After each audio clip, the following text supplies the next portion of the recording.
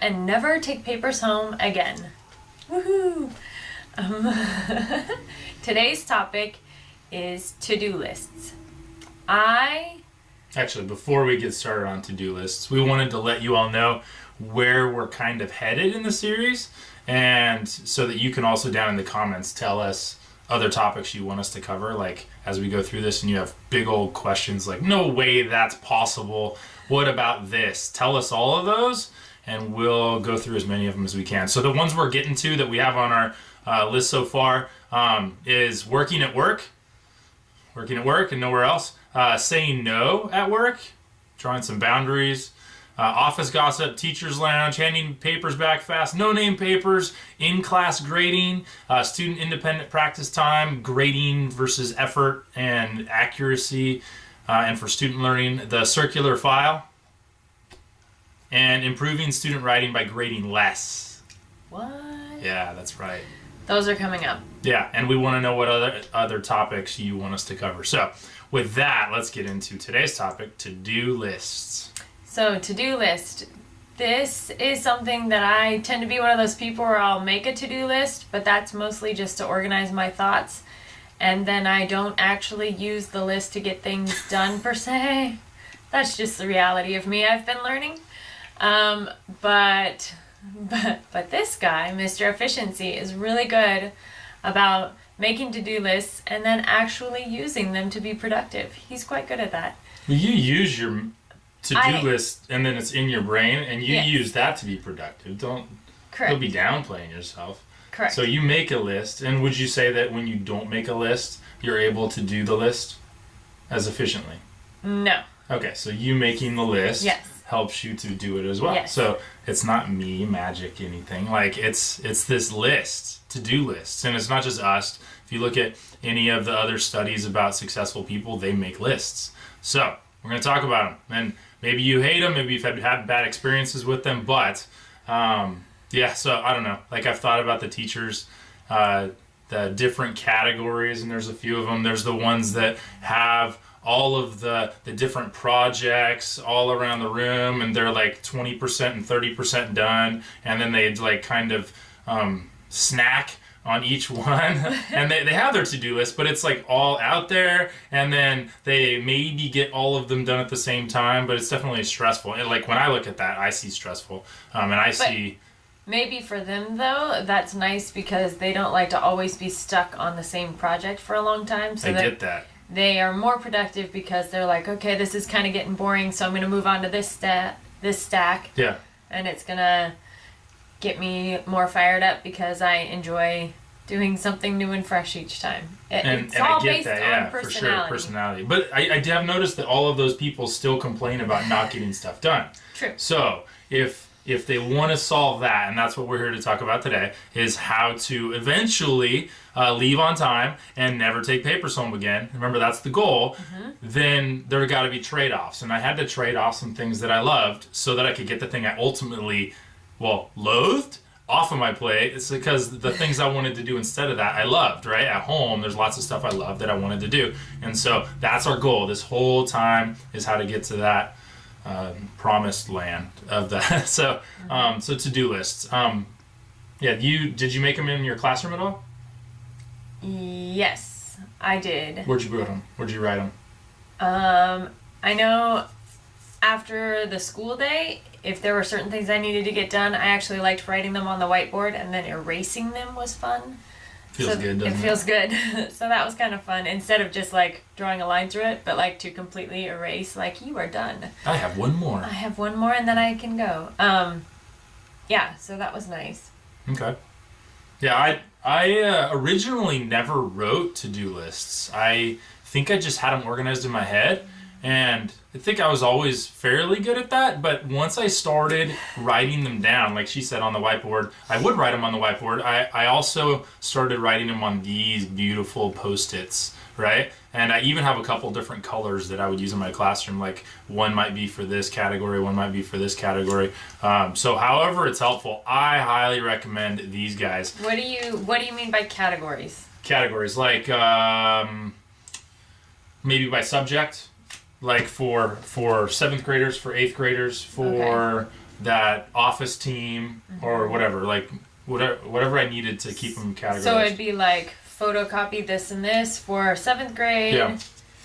And take this paper up to the office for possibly. office stuff. Well, I would categorize them more for like, so doing stuff in the office would be on its own post-it, like office errands, right? Because so much of my time was wasted going to and from the office. I don't know how far you were from the office. I was pretty close. I was the second room close to the office, but it still takes time to go to the office. And so during the day, I'll go there twice a day, and that's it. And unless it's an emergency, but I try to get rid of the emergencies. So during the day, when I have things I need to do or get in the office, I write them on this post-it. It's on the corner of my podium, and then I just add to it. And if I need to add another green one for office ones, I add another green one. And then when I go to the office, I take the post-its with me so that I don't get stuck in the like never-ending talk by the photocopier. time suck. But it's fun. It is totally fun. But you know what's more fun? Not staying late and also never having to take papers home to grade. That is more fun than talking in the office. And here's the beauty is after I figured all this out, I got to then talk in the office.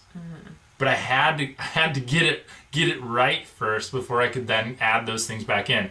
Because those were the things that were making me leave late and take papers home. So, office to-do list right there. I take it to the office, I take a pen, I cross it off, and I have a little basket maybe if it's like a bunch of things I have to get from there. And then I just walk back to my room with all the stuff, all the things checked off. And I keep these until I get everything organized, and then I'm done. And then I start a new one because new things are going to come up for my next thing. And then like it's all organized. It's kind of like Dumbledore from Harry Potter. He has this thing called a pensieve.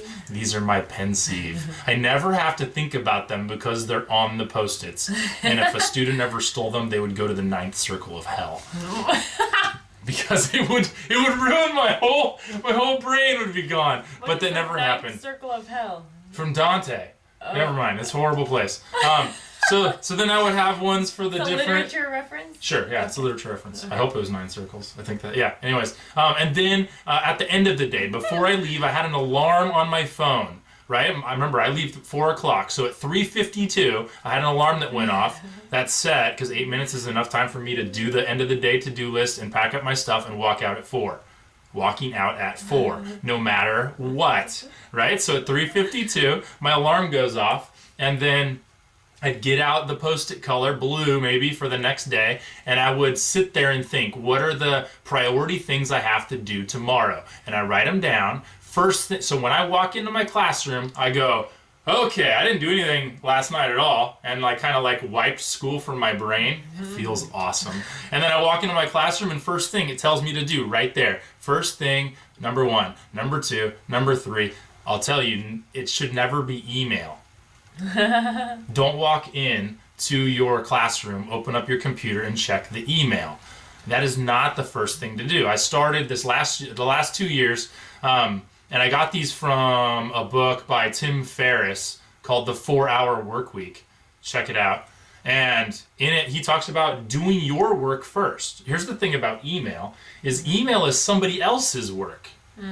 They're intruding in your world and asking you to do stuff. And you got to draw a boundary and pick 2 times during the day when you're going to do those things. I would say I check my email because I didn't check it last night. I would check it first thing when I came in and see if there's an absolute fire. Yeah. If there's an absolute fire, one of them is a fire, then I put it out. But if it's remember, during nutrition, we have school photo. I go, oh, yeah, that's right. I better go comb my hair. Just kidding. And I make sure that... That happened to me one year. I'm not going to say I brought that up because of that. But if there's an urgent thing, you got to do it then. And then you got to control yourself. The other ones will happen later. Right? And so I would do them at lunch. While I was eating my lunch, I would check my email because I can still eat and do other people's work on the email. And then I would check them after school. After at 3:30, I'd check email. Remember, I leave at 4. 3:52, I start packing up. So 2 times of the day, I get them all done. There was never a time in those 2 years when I went to those 2 times and there was an email that was so urgent that I didn't get it done. But it just doesn't happen. there's this fear that it will happen, but it just doesn't happen. So check it twice a day. If you can get it down to one time a day, more power to you. That would be amazing. Because those people can wait. Like, we're not being rude, but like really, they can wait. They think it's super urgent, but you'll get it done within that day. Usually within a half a day. If you check it twice, you get it done within a half a day. That's totally reasonable. After all, you are teaching, right? And doing all of the other stuff. So yeah, that to-do list, right? It's going to tell you what to do right when you walk into your classroom. And I would show up at 7:30. That means I have 25 minutes before students walk into my class. And I get stuff done then. I don't go visit other teachers. I talk. I do my work right But there. it's so fun. It is so fun. What is more fun? Leaving on time and never taking papers home again. know. It's so much more fun. You can see our personalities here. So I know this is bringing up all kinds of priority conversations and like limits, and I can't open my email without doing the stuff in there. Then check it at home for a fire, and then go to school and don't check it till lunchtime or something. But you've got to draw lines in the sand. But that would be taking work home. Just checking for a fire. Okay. That's it. You're just checking for a fire if you have to. I didn't. I'm just saying, if they can't help it and they open up their email and have to do everything in there, and it'll suck you into the 45-minute email hole, you don't want to do that. So, if you have any questions, is there anything else we got to say about to-do lists? Make them. Every day. Make it. So you used the Post-it notes. So you'd have one for office stuff and then some like different color categories. You tended to just put it on your podium, right? Yep, like in the corners. Mm-hmm.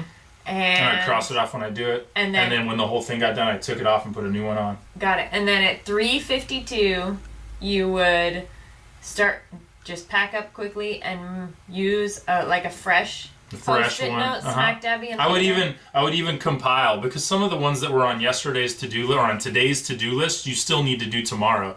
And one of them may be the first one. So I would rewrite my to-do list every day. Right? So yesterday's to-do list, I go and take a new one. The very first most important thing, number 1, number 2, number 3. And so some of the ones from today may not be the first one for tomorrow. There might be like kind of a long-term one that was number 5, and I was hoping to get some of it done. And so it still goes on number 4 or 5 for tomorrow. And when I get to it, I get some more of it done. But I didn't get to cross it completely off. It goes on the next day. So I reorganized for the next day by priority of that day. And I really felt every day like I got so much done. And stuff never slipped through the cracks. Like picture day. Yeah, like picture day. And not having your hair combed. The picture came out. It was beautiful. It was beautiful, yeah. Okay, put your comments down in the comment section, and we will start talking about this conversation. We really want to help you get to the promised land, like I felt really lucky to get. And so we're just sharing this for you so that you can join us on this journey. In the meantime, don't forget to be awesome.